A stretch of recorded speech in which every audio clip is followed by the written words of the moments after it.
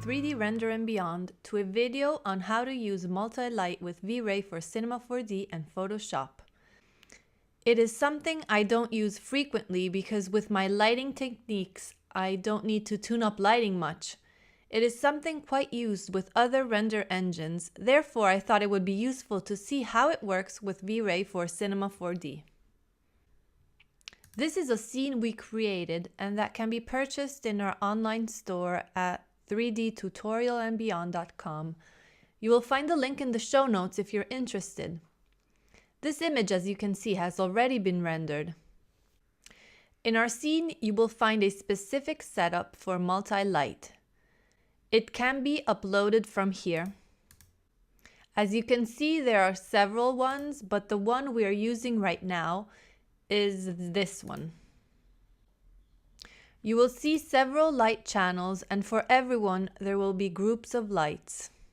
In this case we have kitchen spotlights, then we have round spotlights here, night HDR, day HDR, and many others. This way I grouped lights together according to where they are positioned, the type of light, and how I need to work with them later. Here we have a switch created with Espresso, and it is used to turn on and off groups of lights that you can find right here.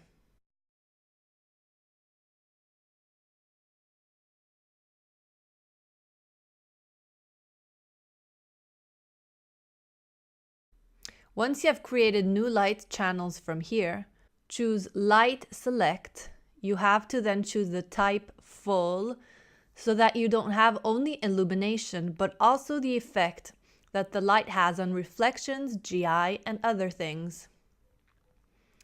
Then just take your group of lights and drag it over here.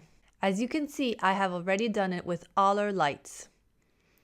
Once the render has completed, here you will find the results. As you can see, all the various elements are here. I've already worked on the image from V-Ray's frame buffer and I feel quite satisfied with this image. Let's consider instead a case where I might want to work on a group of artificial interior lights, an exterior HDR, or maybe just a case where I want to totally change the final effect of the image. This will be done in post-production using Multilight. So let's open Photoshop now.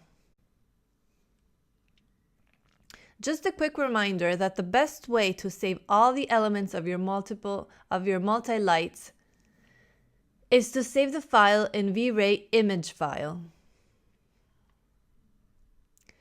This kind of file will not be opened directly using Photoshop, but you can download a free plugin called PROEXR and you will find the link in the show notes.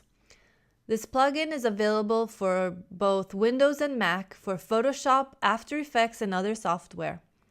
This plugin will not only let you open multi-level EXR files, but also VR image files. Let's see our file and how it is organized in Photoshop now. Okay, we are not interested in these two levels here, but let's check out the content of the rest of the layers. The first layer is the RGB pass. Here instead we have all the single groups of lights, and down here the HDR day. If we select all the elements and choose Linear Dodge Add and compare it to the top RGB pass, we can see that the result is identical since it is a linear image. Let's see what we can modify now with what we have available in our layers panel. Let's modify these spotlights by adding an exposure adjustment layer.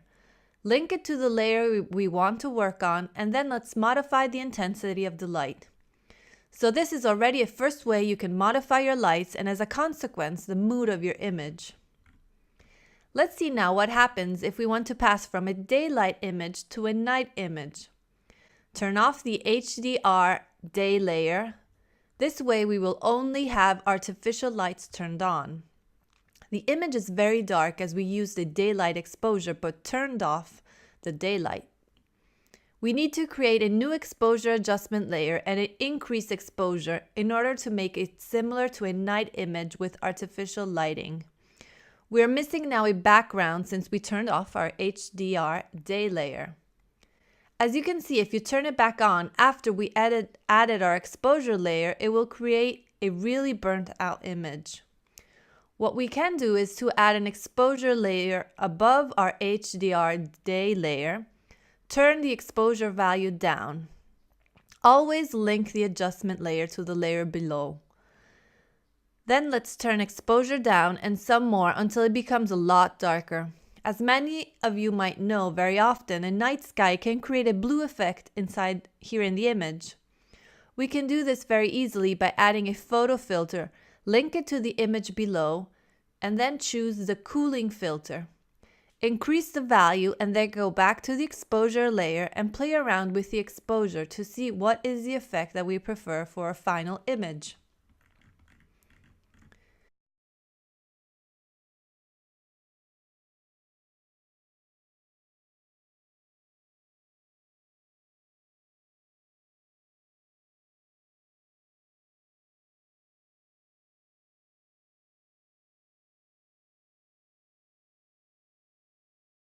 At this point, you can modify the single lights. You could turn off the TV by just turning off the TV screen layer, but be aware that when you turn off a light like the TV, you don't only turn off the single object, but also the effect on every object created by the light of the TV, like reflections and GI in general.